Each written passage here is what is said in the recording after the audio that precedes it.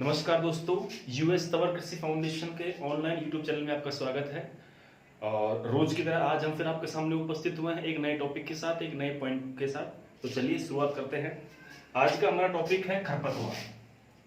आज का हमारा टॉपिक क्या है बच्चों? आज का हमारा टॉपिक है खरपतवार। खरपतवार को अंग्रेजी में क्या बोलते हैं? वीड। खरपतवार को अंग्रेजी में क्या बोलते हैं बच्चों? खरपतवार को वीड बोलते हैं। आपको हिंदी और इंग्लिश दोनों मतलब आना चाहिए।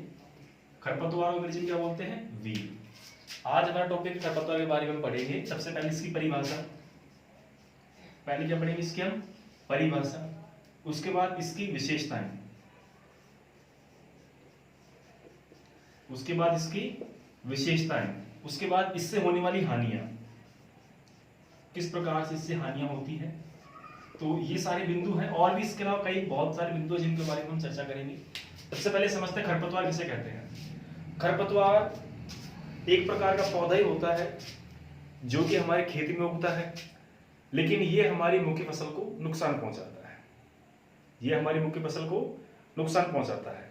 जैसे हमने गेहूं की फसल बोई, गेहूं की फसल में अगर बथुआ का पौधा उग रहा है तो वो वीड है, उसे क्या कहेंगे? हम खरपतवार कहेंगे। मुख्य फसल के अलावा जितने भी पौधे हैं, हमारी जो मुख्य फसल है उसके अलावा जितने भी पौधे उगते हैं उसे हम खरपतवार कहते हैं। खरपतवार की कई विशेषताएं होती हैं। खरपतवार हमारी फसल के लिए मुख्य रूप से हानिकारक है। ये एक वो प्रकार का पौधा है जिससे हमको मिलता कुछ भी नहीं है और इससे हमारा बचता कुछ भी नहीं है।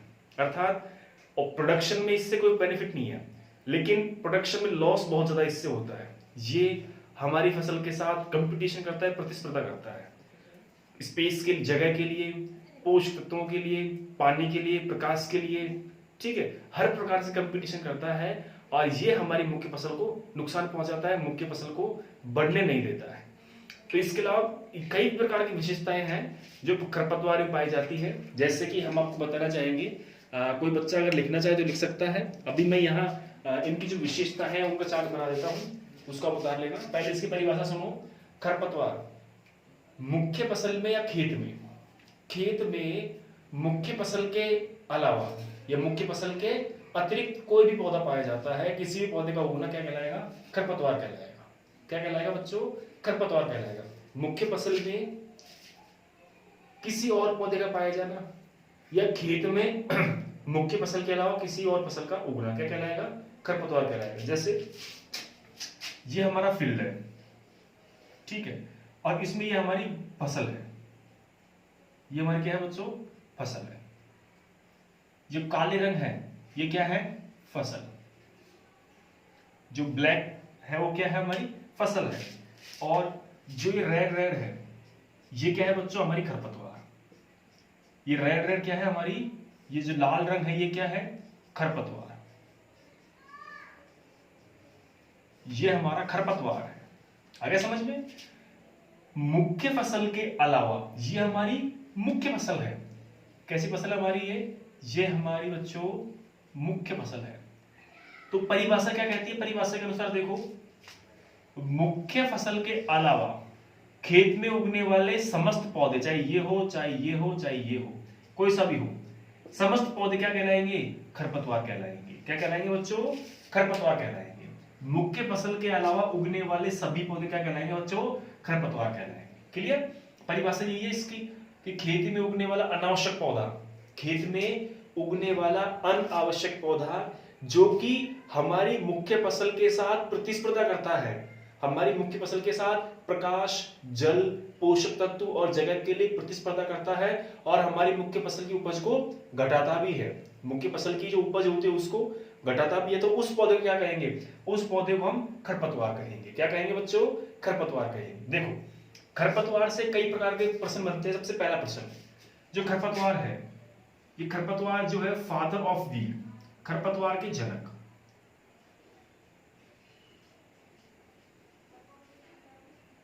फादर ऑफ वीड किसे कहेंगे? ज़ेनथ्रोटुल। कौन है बच्चों? ज़ेनथ्रोटुल। ये एक वैज्ञानिक का नाम है। किसका नाम है? वैज्ञानिक का नाम है इसे खरपतवार का जनक कहा जाता है। क्या कहा जाता है? खरपतवार का जनक। खरपतवार का जनक, अर्थात इसी ने खरपतवार की परिभाषा दी है। खरपतवार के ऊपर स्टडी इसी साइंटिस्ट ने की सबसे पहले, इसलिए इसको क्या कहते हैं? खरपतवार का जनक भी कहते हैं इसे। ठीक है। दूसरी बात, एक बहुत अच्छी बुक है जो इनके द्वारा लिखी गई है, जो जेन्थ्रो टुल के द्वारा लिखी गई है, उस बुक का नाम है हॉर्स होइंग हस्बेंड्री। एक बुक है जो किसके द्वारा लिखी गई है? जेन्थ्रो टुल के द्वारा। एक अलग एक बुक और है, इसका नाम है हॉर्स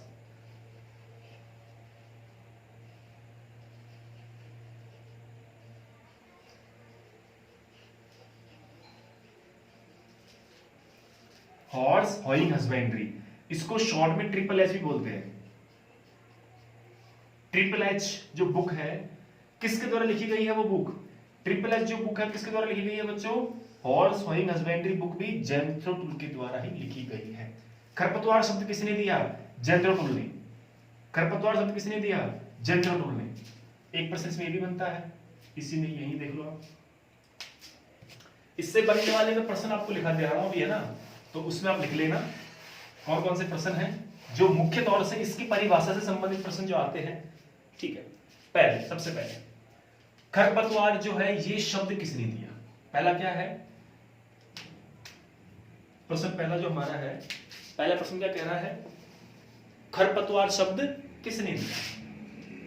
क्वेश्चन नंबर फर्स्ट, खरपतवार शब्द, खरपतवार शब्द किसने दिया? किसने दिया? बताइए, खरपतवार शब्द किसने दिया? इसका सही आंसर है जेन्थ्रो टुल। किसने दिया है खरपतवार शब्द बच्चों? खरपतवार शब्द दिया है जेन्थ्रो टुल ने। किसने दिया है? इसका आंसर क्या आएगा? जेन्थ्रो टुल। इसका जो आंसर है वो आंसर क्या आएगा? जेन्थ्रो टुल। किसने दिया था बच्चों खरपतवार शब्द? जेन्थ्रो टुल ने। ठीक है। नेक्स्ट, जो जेन्थ्रो टुल है ये एक साइंटिस्ट है और इन्होंने ही खरपतवार के ऊपर विशेष स्टडी की है। तो बच्चों इसका आंसर क्या है? जेन्थ्रो टुल। इसमें दूसरा शब्द जो हमारे सामने बनता है वो क्या है? खरपतवार शब्द किसने दिया? जेन्थ्रो टुल ने। Next,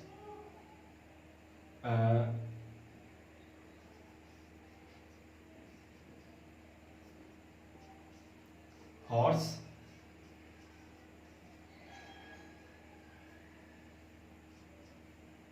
hoeing husbandry. Horse hoeing husbandry, इसको ब्रैकेट में हम ट्रिपल एच भी कह सकते हैं। एच एच एच लिखी क्या? किसने लिखी? किसने लिखी? बताइए बच्चों, किसने लिखी है ये जो लिखी गई है ये किसके द्वारा लिखी गई है? ट्रिपल एच बुक ये लिखी गई है बच्चों जेन्थ्रो टुल के द्वारा। इसका आंसर भी क्या है? जेन्थ्रो टुल।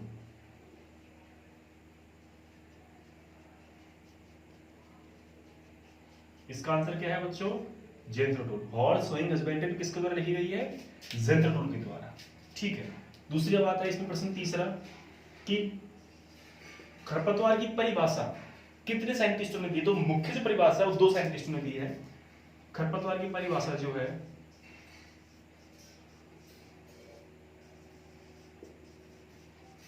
खरपतवार की परिभाषा कितने वैज्ञानिकों ने दी है? वैज्ञानिक, यानी परिभाषा। ठीक है। खरपतवार की परिभाषा कितने वैज्ञानिकों ने दी है? वैज्ञानिक तो बहुत है, लेकिन जो ज्यादा मान्य है, सिंपल है, वो 2 हैं। वो कौन कौन से हैं? एक तो ये फादर जो है यही है ये। ठीक है। आंसर में सबसे पहला किसका आएगा? जेन्थ्रो टुल। जेन्थ्रो टुल। ठीक है। दूसरा जो नाम हो डॉक्टर बील, उसका नाम क्या है? डॉक्टर बील। डॉक्टर बील के अनुसार वह पौधा जिसे जहां उसे वहां नहीं उगना चाहिए, अगर वहां उग जाए तो खरपतवार है। डॉक्टर बील के अनुसार any unwanted plant growing out of place, any unwanted plant growing out of place, कोई भी अनावश्यक पौधा जिसे उस स्थान पर नहीं उगना चाहिए जहां वो उग जाता है, अर्थात कोई भी अनावश्यक पौधा उस स्थान पर नहीं उगना चाहिए जहां वो उग जाता है, क्या कहलाता है? खरपतवार कहलाता है। तो ये डॉक्टर बील की परिभाषा है। जेम्स टूल की परिभाषा, खरपतवार वह पौधा जो कि खेत में बिना बोए उग जाता है तथा फसल के साथ पोषक तत्व, प्रकाश, जल, जगह के लिए कंपटीशन करता है तथा उपज में कमी करता है, उपज में कमी करता है और साथ के साथ कीट व रोगों का शरणार्थी भी होता है, उनको शरण भी देता है। इसलिए खरपतवार की जेम्स टूल की परिभाषा सबसे ज्यादा सही है, लेकिन बड़ी ज्यादा है, शॉर्ट में बील की ठीक है। तो ये दो इस प्रश्न थे। एक प्रश्न और है, father of weed, father of weed किसे कहेंगे? खरपतवार का जनक किसे कहेंगे?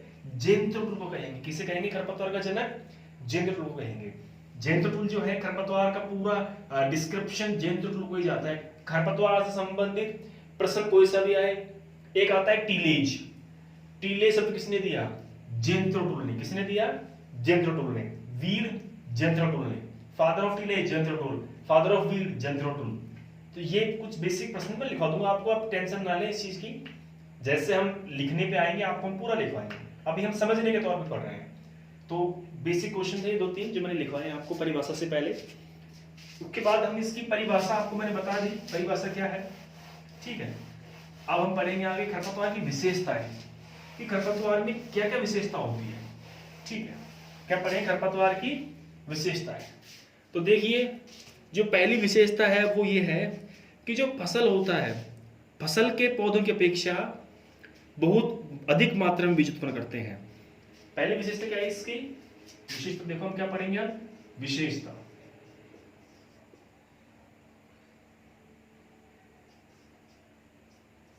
विशेषताएं पहले क्या है? फसल से अधिक बीज उत्पादन, फसलों से अधिक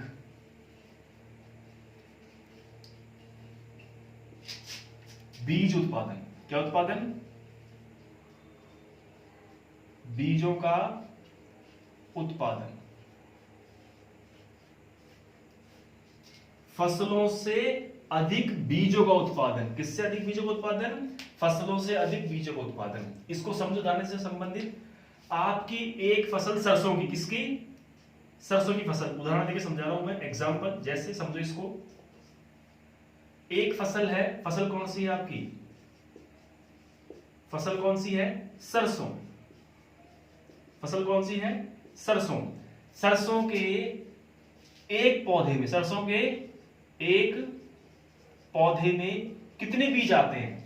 सरसों के एक पौधे में आप गिनोगे तो बहुत बीज मिलेंगे, वैसे मिलने को तो हजारों संख्या में बीज होते हैं, लेकिन अगर हम एक नॉर्मल जो छोटा सा अगर अपन आइडिया लेके चले, नॉर्मली अगर हम इसके बारे में कैलकुलेशन करें, नॉर्मली अगर इसकी गणना करें तो सरसों के बीजों की जो संख्या होती है वो, सरसों के फसल के जो होता है उसमें एक पौधे में लगभग 1000 से 1200 बीज होते हैं। कितने? लगभग 1000 से 1200, इससे ज्यादा भी हो सकते हैं, क्योंकि सरसों का जो एक पौधा होता है उसमें जो फलियां होती है वो फलियों की संख्या होती है। सरसों के पौधे में, एक पौधे में फली, जो सरसों में फलियां बनती हैं जिनको सिलिक्वा बोलते हैं। क्या बोलते हैं? सिलिक्वा।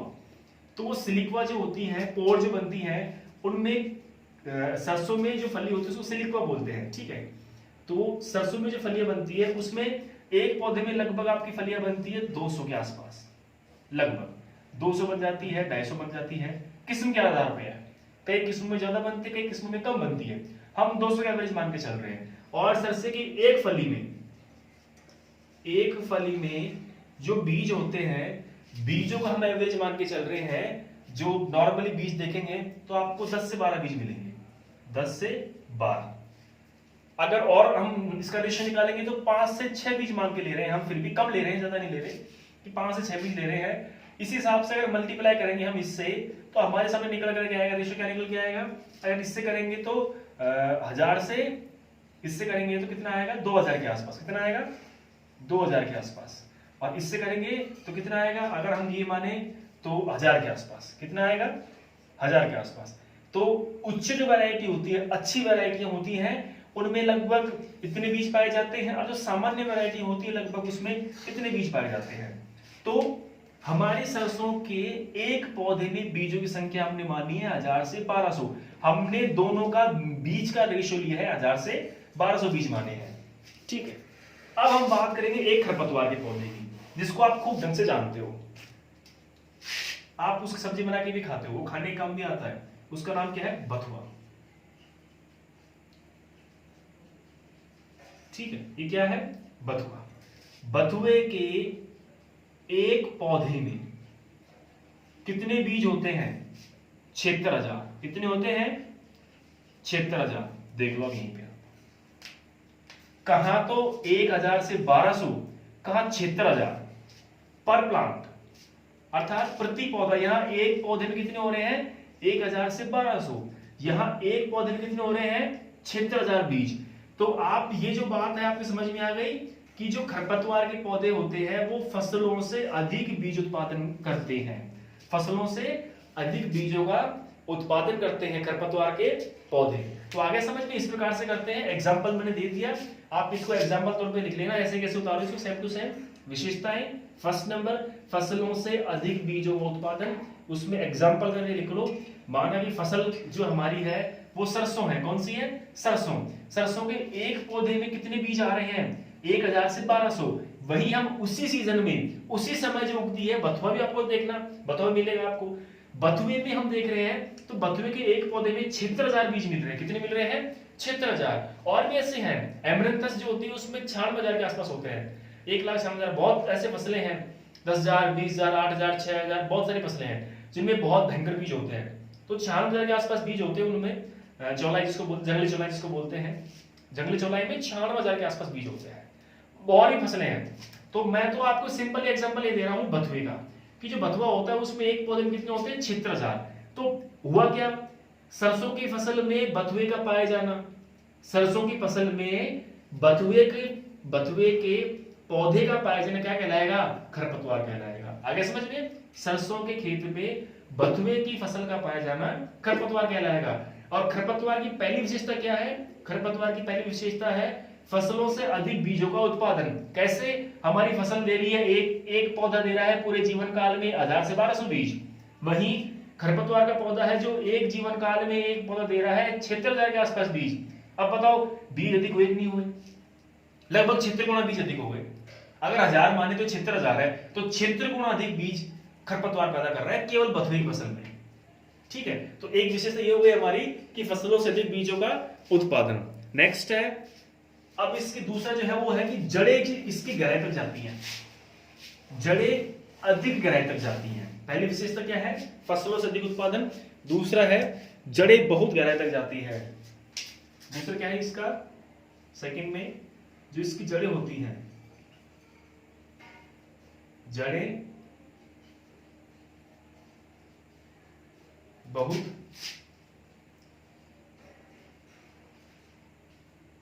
गहराई तक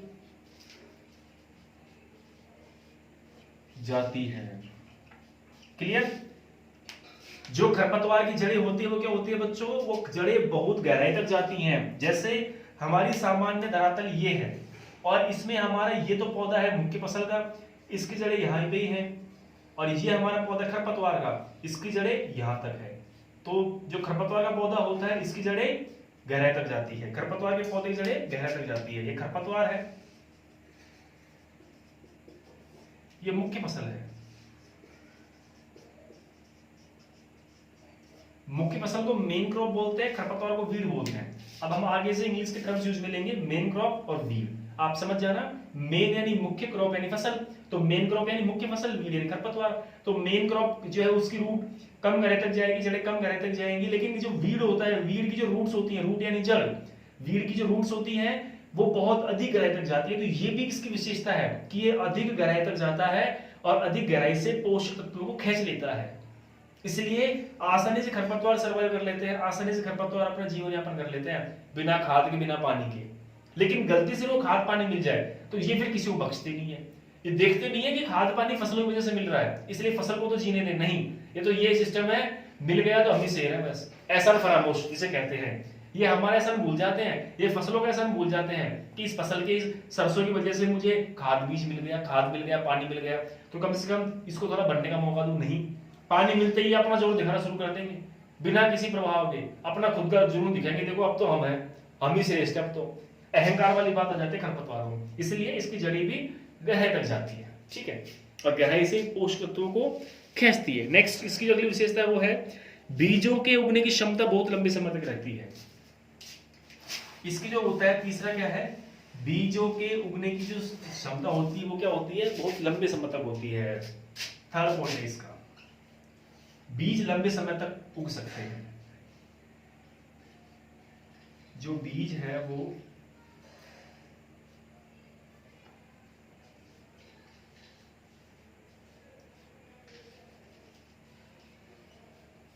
तक लंबे समय तक उग सकते हैं।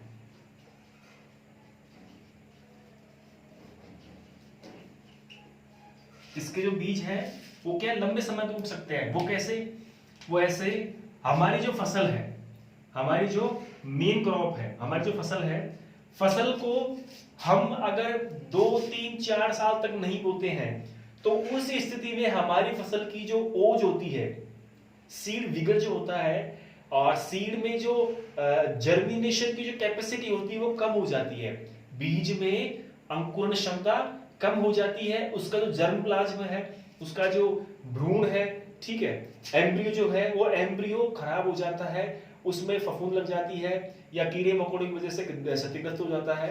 तो 2, 3, 4 साल बाद अगर हम फसल उगाएंगे तो हमारी उपज कम मिलेगी।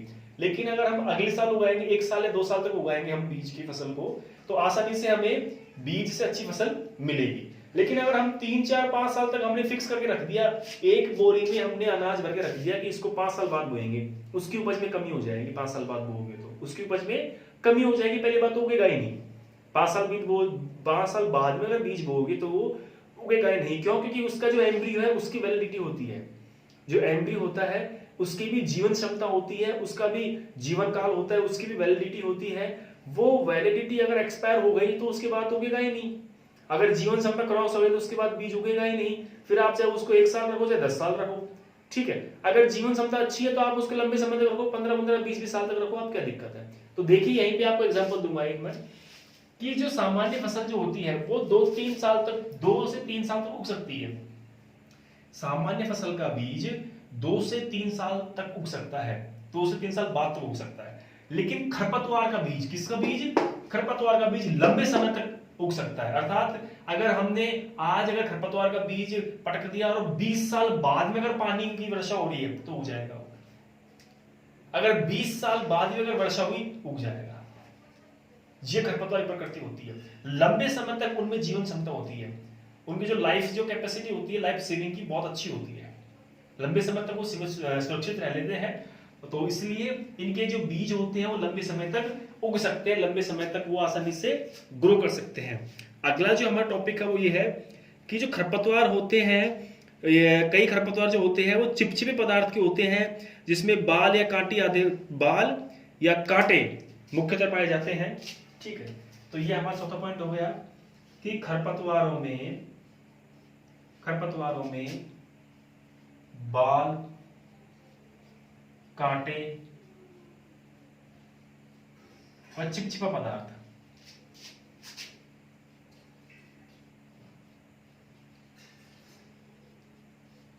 चिपचिपा पदार्थ पाया जाता है।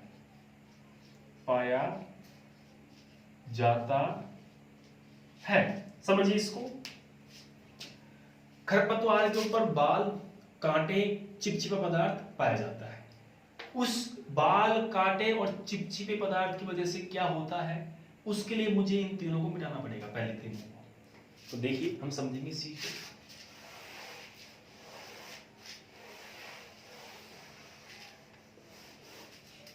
देखिए, खरपतवार के बीजों पर बाल, एक खरपतवार होता है, ठीक है, इस प्रकार का बीज होता है, आपने देखा होगा, इसके पीछे इस प्रकार से कांटे होते हैं, 2 हुक्स, और इसके ऊपर बारीक बारीक कांटे होते हैं, हल्के हल्के,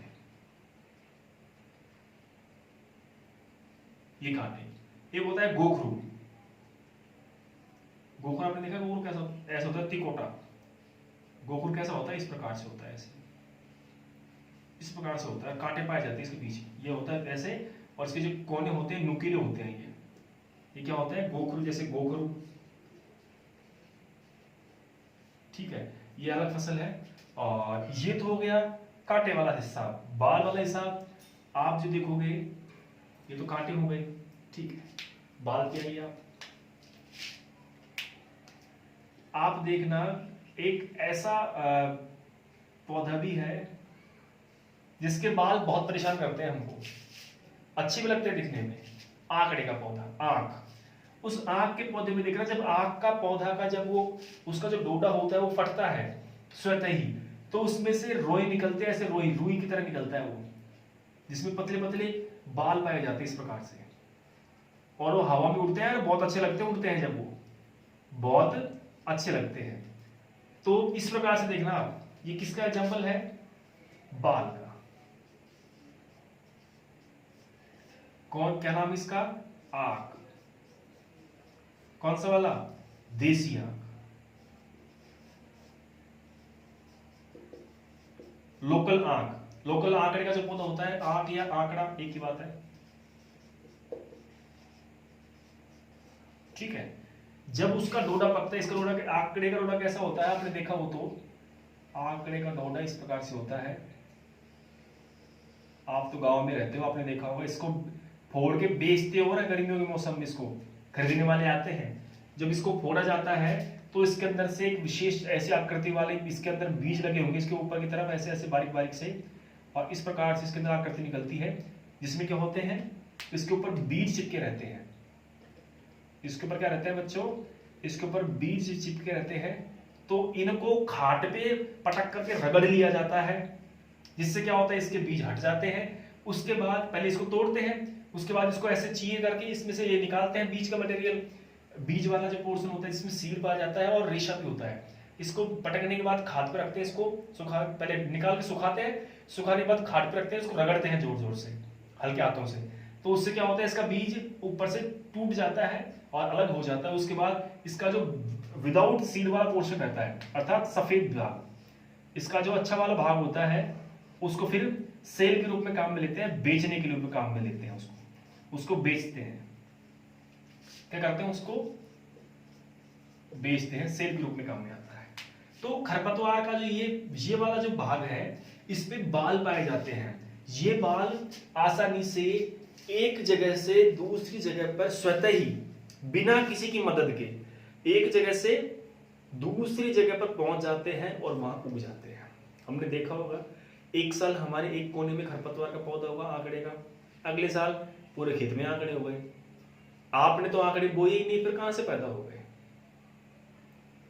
केवल एक कोने में था।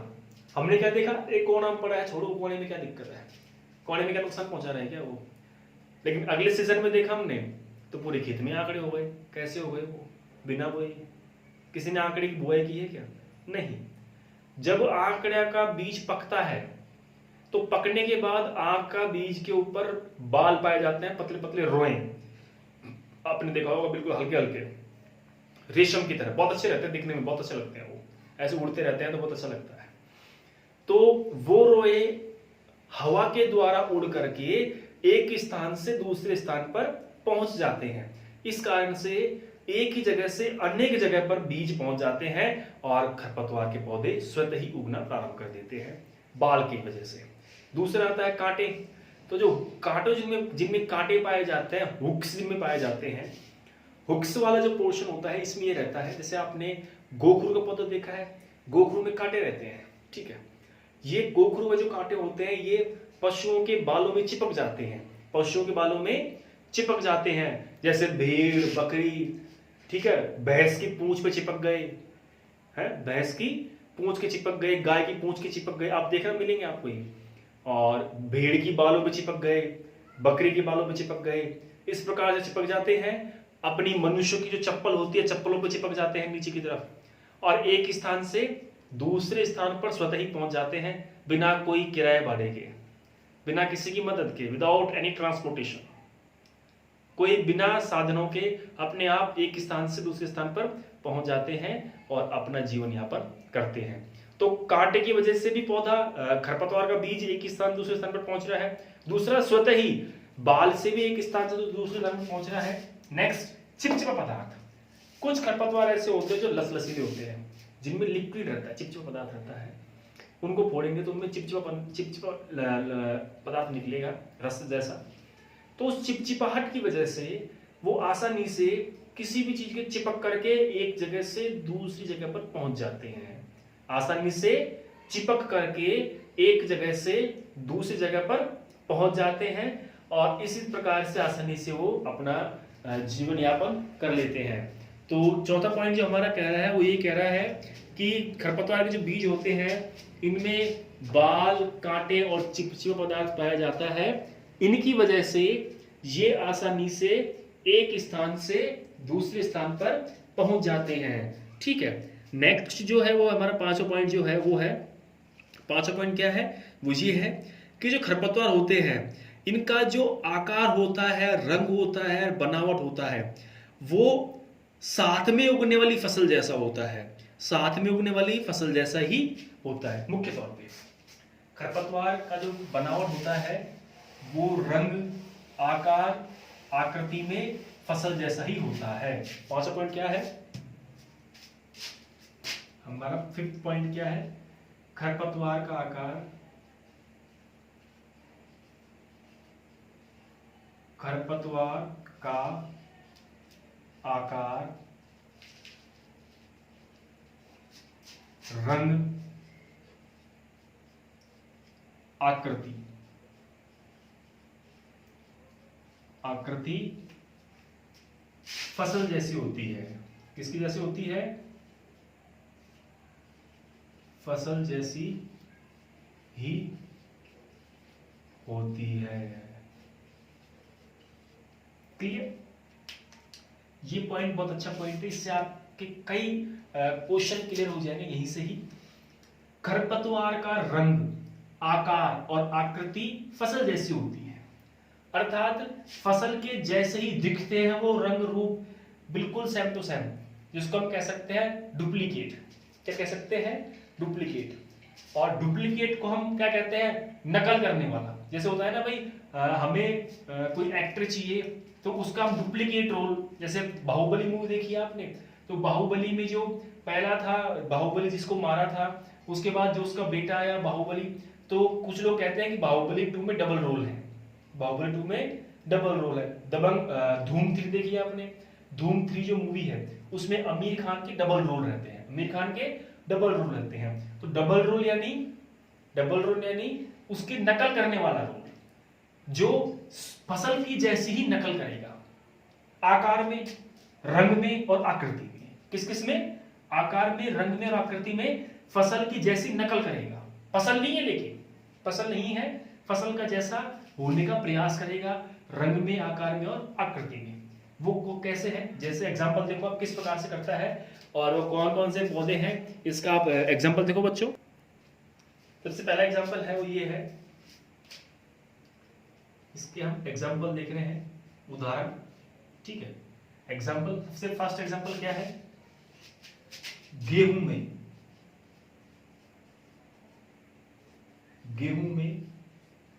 गेहूंसा। गेहूं में कौन सा, गेहूंसा, जिसको क्या बोलते हैं, फेलरिस माइनर भी बोलते हैं उसको।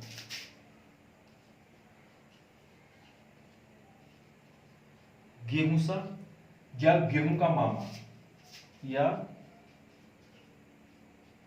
गेहूं का मामा।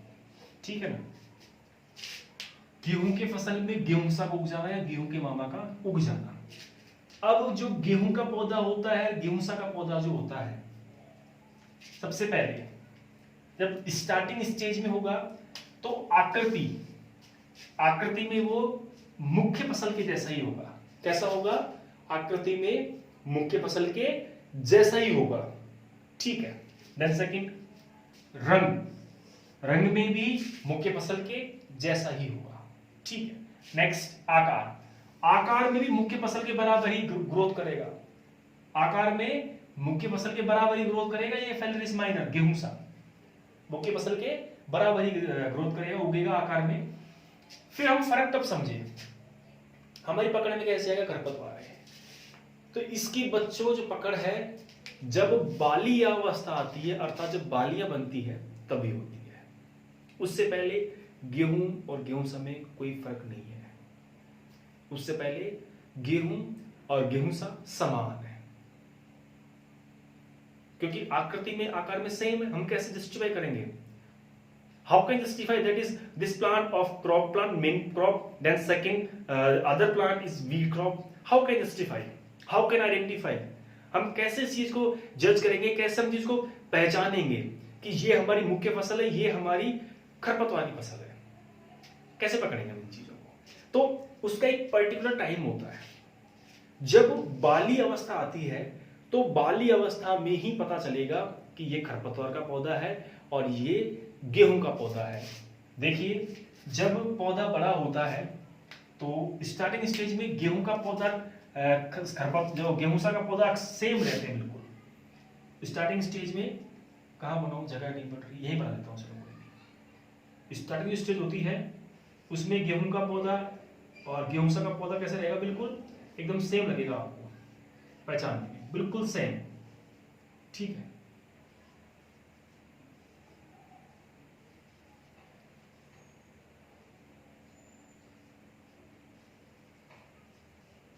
ठीक, लेकिन जैसे ही फल बनेंगे या फली जब निकलेगी, बाली जब निकलेगी, बाली निकलते ही पता चल जाएगा कि ये तो गेहूं सा है और ये गेहूं है। वो कैसे?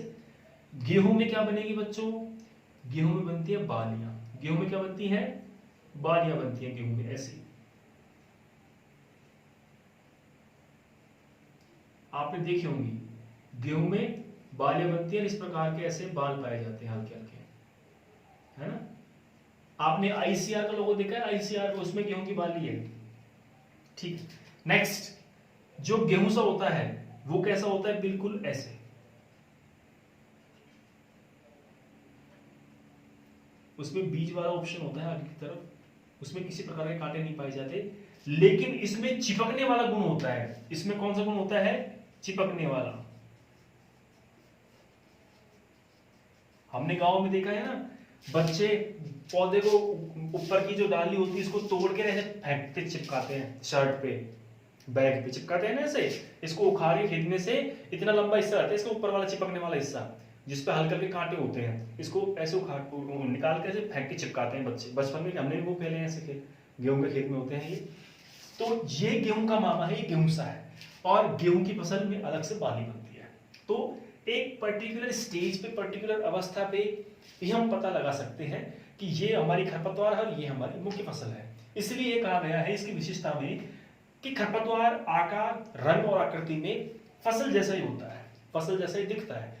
तो मैंने एग्जांपल दिया गेहूं में गेहूं सा का। ठीक है। नेक्स्ट, दूसरा मैं एग्जांपल लूंगा सरसों का। तो सरसों में जंगली सरसों, सरसों में जंगली सरसों, ये सत्यानाशी। सरसों में किसका पौधा उगता है? सत्यानाशी का पौधा। ठीक है। और गेहूं में गेहूं सा का पौधा। और भी ऐसे मिमिक्री वीर है जो नकलची खरपतवार की श्रेणी में आते हैं। ये कौन सी श्रेणी में आते हैं? नकलची खरपतवार की श्रेणी में आते हैं। अर्थात ये नकल करने का पूरा प्रयास कर रहे हैं, आकार में सेम, आकृति में सेम, रंग रूप में सेम, नकल करने का पूरा प्रयास कर रहे हैं, लेकिन नकल पूरी कर नहीं पा रहे। क्यों? इसमें बीज बनते हैं वो अलग तरीके से बनते हैं, इसमें बीज बनते हैं अलग तरीके से बनते हैं। गेहूं सा में बीज अलग तरीके से बनते हैं और गेहूं के बीज अलग होते हैं। गेहूं के बीज में तो गेहूं पाया जाता है, गेहूं सा में ऐसा कोई आकृति होती ही नहीं है गेहूं जैसी। तो बाली अवस्था में ही पकड़ सकते हैं, अर्थात ये आकार आकृति में तो प्रयास पूरा पूरा करता है गेहूं की तरह दिखने का, लेकिन लास्ट में तो आपको पता है हकीकत सामने आती है। कोई कितना चोरी छुपी काम करे, डुप्लीकेट फर्जी बन के, लास्ट में तो सामने आएगा ही आएगा, और जब सामने आता है तब उसका पूरे का अस्तित्व खत्म हो जाता है। तो नकलची खरपतवार जो होते हैं इनको मारने के बहुत तरीके हैं, लेकिन बहुत डिफिकल्ट है। नकलची खरपतवार समस्या ये आती है, हम कैसे पकड़ेंगे? अगर हमारा पौधा मैंने एक बार भी एक शादी में गया था, मेरा एक दोस्त रहता है आपके आकावाड़ा, करौली जिले में नांगल शेरपुर जगह, उसके पास में जगह है आकावाड़ा, ठीक है। तो आकावाड़ा में एक दिन शादी में गया था मैं, वहां से मैं आ रहा था शादी से घर पे, तो टोड़ा भी मुके आ रहा था मैं सीधा, मैंने देखा एक खेत में गेहूं के पौधे कम और गेहूं के पौधे ज्यादा। मेन रोड पे खेत था वो, इतने भयंकर उगरे खरपतवार के पौधे, जो गेहूं के पौधे तो बड़े बड़े, गेहूं के पौधे छोटे छोटे। फिर मैंने देखा, मुझे किसान नहीं दिखा कोई भी वहां, नहीं तो मैं उससे बात करता कि इस प्रकार की समस्या आती है, आपने कुछ इसका सोल्यूशन निकाला? अगर इसका सोल्यूशन आपसे नहीं हो रहा तो आप कृषि वैज्ञानिक के पास जाओ, आप नजदीकी कृषि पर्यवेक्षक से संपर्क करो, सहायक कृषि अधिकारी से संपर्क करो, जो टोल फ्री नंबर उस पर आप कॉल करो, 18 से 180 1551 पे कॉल करो। संपर्क क्यों नहीं करेंगे? वो संपर्क करना पड़ेगा उनको। आपके साथ समस्या ये आज आपके खेत में है, अगले साल 10 लोगों के 20 लोगों के खेत में हो जाएगी, उसके बाद पूरा एरिया कवर कर लेगा, उसके बाद जिला कवर करेगा, तहसील कवर करेगा, जिला कवर करेगा, फिर पूरा डिस्ट्रिक्ट कवर कर लेगा। ये तो कारण रहा है। अभी सर्दियों के मौसम में टिड्डी का आक्रमण हुआ है जैसलमेर की तरफ से, पाकिस्तान से आई टिड्डियां बहुत भयंकर तरीके से, लेकिन साइंटिस्टों ने इस पे काफी हद तक कंट्रोल किया है। और कृषि मंत्री का आज ही आर्टिकल निकला है, उन्होंने इस चीज के लिए आदेश दिया है कि हम आने वाली खरीफ के मौसम में टिड्डी के ऊपर 100% से रोक लगा देंगे, 100% से उसको कंट्रोल कर लेंगे। हमारे वैज्ञानिकों ने दवाओं वगैरह का छिड़काव कंटिन्यू कर दिया है। और टिड्डी जो नियंत्रण संगठन है, लोकस्ट वार्निंग केंद्र में यूपीएससी के थ्रू बच्चे जाते हैं, यूनियन पब्लिक सर्विस कमीशन एक बोर्ड है, इसके थ्रू बच्चे जाते हैं यूपीएससी के थ्रू लोकस्ट वार्निंग केंद्र में। सेंट्रल गवर्नमेंट का प्रोजेक्ट रहता है, सेंट्रल गवर्नमेंट की पोस्टें रहती हैं, इसमें भारत के ही बच्चे बैठते हैं और पूरे भारत के बच्चे एग्जाम देते हैं और उनका सिलेक्शन होता है, ठीक है। इसमें बीएससी एजी ही योग्यता रहती है कि बीएससी एजी, एमएससी एजी विद्यार्थी इसमें अप्लाई कर सकता है केवल। तो लोकस्ट वार्निंग में मेरे गुरुजी हैं, एक मिलने वाले हैं, तो वो मीना जी हैं, वो बाड़मेर में उनकी पोस्टिंग है, ठीक है। तो मैं किसी काम से गया था बाड़मेर, तो उस समय मेरी मुलाकात हुई थी उनसे। तो जितने भी बॉर्डर वाले जो एरिया हैं, जैसलमेर, बाड़मेर, बीकानेर, जोधपुर, गंगानगर, हनुमानगढ़, इन सब एरिया में लोकस्ट वार्निंग केंद्र, टिड्डी नियंत्रण संगठन या टिड्डी नियंत्रण केंद्र, उसका काम यही है कि जो टिड्डियां आती हैं उनके ऊपर पूरी निगरानी रखना। क्यों? टिड्डी एक ऐसा कीट है जो international insect is grass hopper, टिड्डा। खरीफ का टिड्डा क्या है? अंतरराष्ट्रीय कीट है, क्योंकि पाकिस्तान से आता है, पहली विशेषता। दूसरी विशेषता, जिस खेत में गुजरता है, जिस खेत के ऊपर से गुजरता है, उस पूरी फसल को चौपट कर देता है, अर्थात रातों रात किसान की मेहनत बर्बाद। ऐसे इसका जो अतिक्रमण होता है इतना भयंकर होता है, कुछ भी नहीं बचता बच्चों। जिस खेत में से गुजर गए ना ये, वहां कुछ भी नहीं बचेगा सिवाय बैठ के रोने के, बिल्कुल साफ कर देते हैं टिड्डी। तो इस प्रकार का इनका जो रहता है। तो वैसे ही हम आपको समझाने का प्रयास कर रहे हैं कि जो गेहूं होता है, इसका भी एक विशेष केमिकल होता है जिसके द्वारा हम इसका अपन नियंत्रण कर सकते हैं। उस केमिकल का नाम है आइसोप्रोट्यूरान। क्या नाम है उसका? आइसोप्रोट्यूरान, ठीक है। एक केमिकल है जिससे हम गेहूं में, अगर गेहूं उग गया, गेहूं अगर उग जाता है, तो इसका जो नियंत्रण होता है, क्या होता है इसका बच्चों जो नियंत्रण होता है वो किसके द्वारा करते हैं? आइसोप्रोट्यूरान के द्वारा। किसके द्वारा?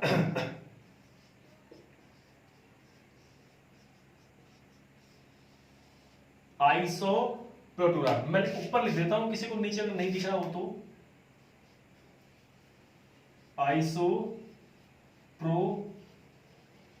आइसोप्रोट्यूरान, ठीक है। ये क्या है? रसायन है, एक प्रकार का केमिकल है, एक प्रकार का रसायन है। इसका उपयोग कहां किया जाता है? इसका उपयोग खरपतवार नियंत्रण में, विशेष तौर से गेहूं में गेहूंसा के नियंत्रण के लिए किया जाता है। छोटी अवस्था में अगर गेहूंसा है, तो मैंने आपको एग्जांपल दिया था ना करौली जिले का। मैं गया था घूमने के लिए, एक दोस्त की शादी में गया था मैं, मेरे सहपाठी थे वो, डॉक्टर बीएस मीना मेरे क्लासमेट रहे हैं, क्लास फेलो है मेरे एमएससी बीएससी में। तो उनके बड़ी भाई की शादी थी, तो उसमें गया था मैं। तो वहां मैंने खेत में देखा कि बहुत सारे इस प्रकार का खरपतवार, गेहूं सा, लेकिन मुझे कोई दिखा नहीं। उसके बाद मैंने मीना जी से बोला कि डॉक्टर साहब इस प्रकार की समस्या है यार आपके गांव के आसपास। तो बोला कि हमने यहाँ के कृषि वैज्ञानिकों से कई बार कह दिया, लेकिन वो सर्वे नहीं करते आगे, अब क्या करें, समस्या तो बहुत बड़ी है।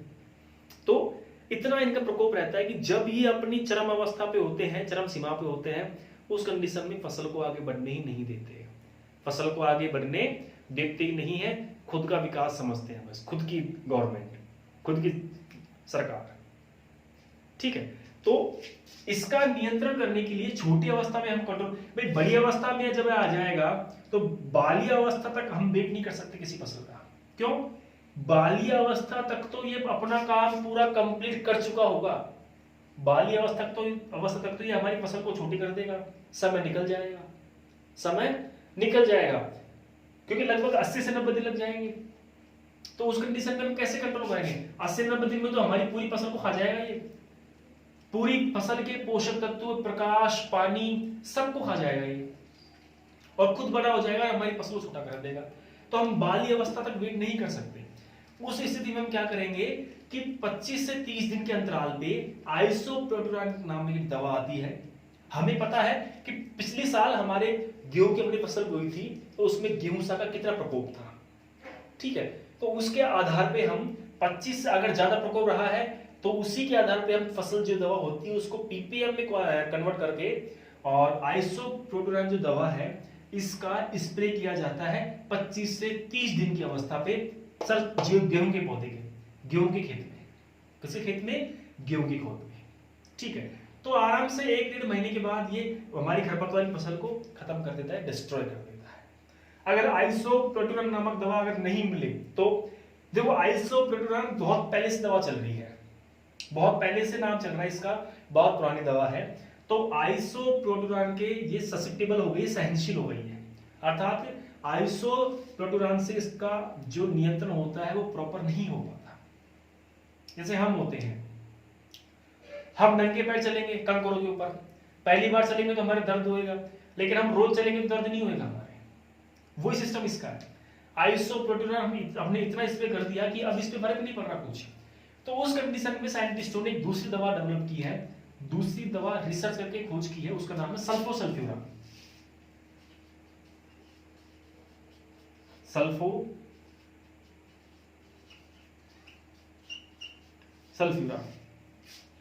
जो दूसरी दवा है वो कौन सी है बच्चों? सल्फोसल्फ्यूरान। साइंटिस्टों ने दूसरी दवा की खोज की है और दूसरी दवा उन्होंने बताई है। मैं यहां लिख देता हूं एक बार, आप उसको ढंग से उतार लेते हो। ये प्रश्न है, आप इनको साथ के साथ उतारते जाओ, याद करते जाओ, ठीक है। गेहूं में अगर इसका नियंत्रण करेंगे सबसे पहले कौन से काम मिलेंगे? आइसोप्रोटोरान। पहले कौन से काम मिलेंगे? आइसोप्रोटोरान।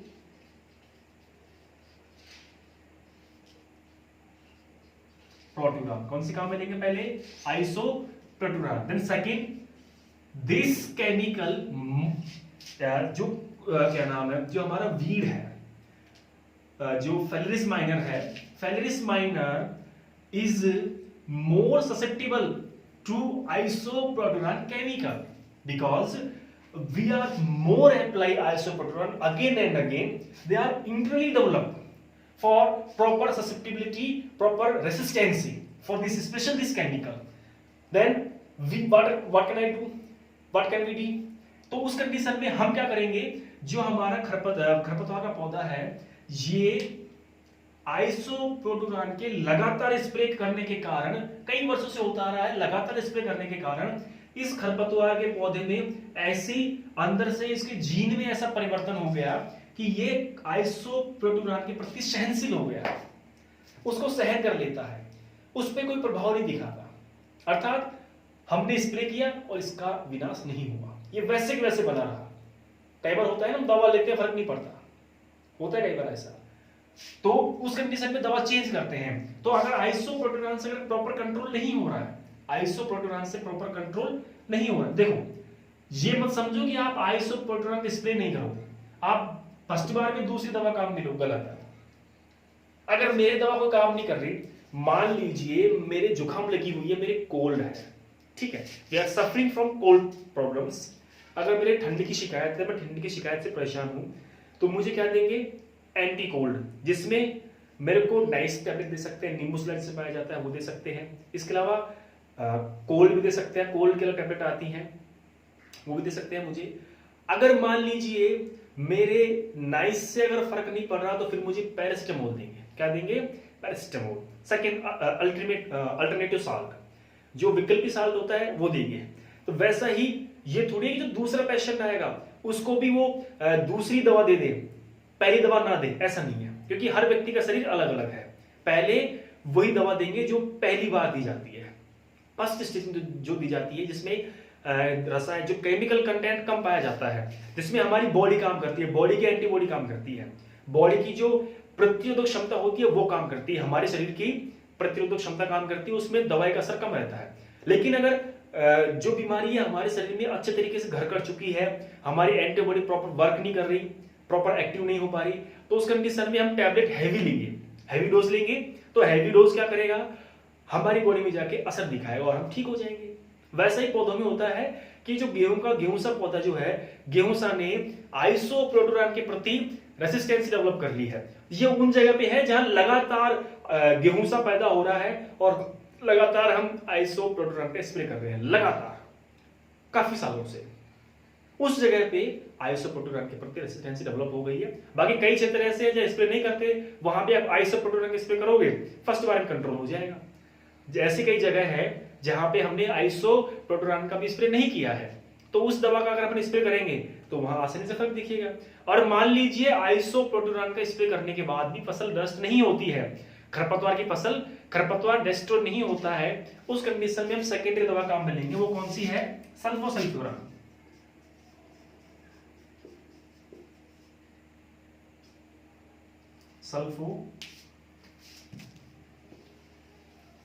सल्फ्यूरान,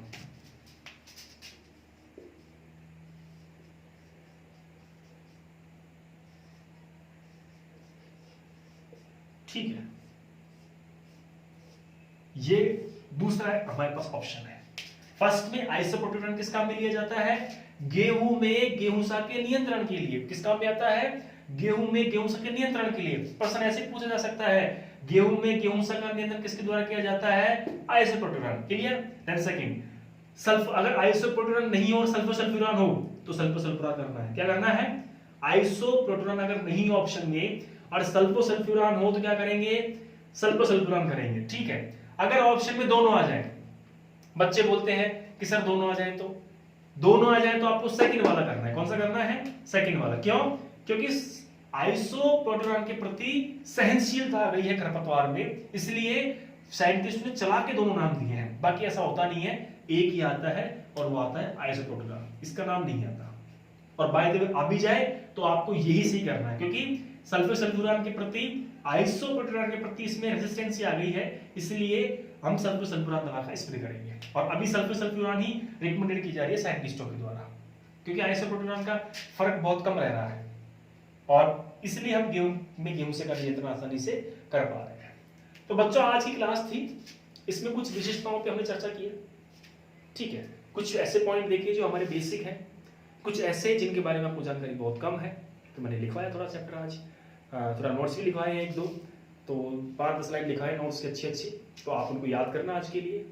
और रेगुलर आप क्लास लो, अपने दोस्तों से कहो, घर में बने रहो, घर से बाहर मत जाओ बच्चों, क्योंकि स्वास्थ्य पहले है, पहला सुख निरोगी काया। कोरोना का बहुत बुरा संक्रमण चल रहा है और हमें अंदेशा है कि ये शायद कर्फ्यू आगे भी बढ़ सकता है। हमें ऐसी जानकारी मिल रही है कि ये कर्फ्यू आगे भी बढ़ सकता है, तो उस कंडीशन में कोचिंग तो शायद नहीं खुल पाएगी। खुल जाती है तो बहुत अच्छी बात है, अगर कोचिंग नहीं खुलती है तो उस कंडीशन में हम आपको रेगुलर पढ़ा रहे हैं, उसका आपको बेनिफिट देंगे लास्ट तक। निश्चिंत रहिए आप। किसी विद्यार्थी को कोई प्रश्न हो, मोबाइल नंबर आपके पास में ही, आप उनसे मेरे से संपर्क कर सकते हो, सीधे बात कर सकते हो, कोई भी समस्या हो तो। ठीक है।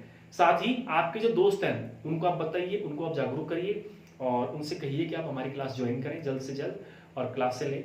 ठीक है। तो आज के लिए बच्चों इतना ही। अब मैं आपसे आज्ञा चाहूंगा, कल फिर मिलेंगे नए टॉपिक के साथ, एक नई क्लास के साथ। तब तक के लिए मुझे आज्ञा दीजिए। धन्यवाद, थैंक यू, शुभ दिन।